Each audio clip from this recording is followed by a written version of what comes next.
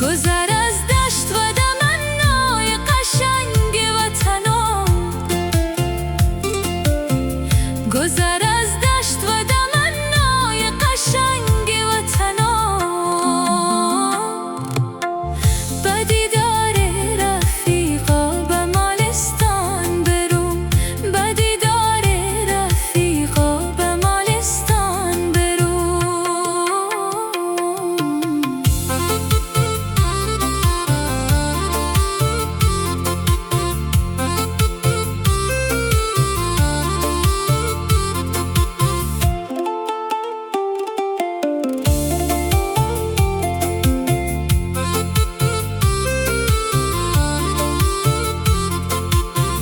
دل مهتنگ شده باز بهر هوای صاف او، با قشنگی سرا و چشمه های ناف او. بشینم لب چشمه بشنوم مست بهار، بشویم غم دوری از دل شفاف او.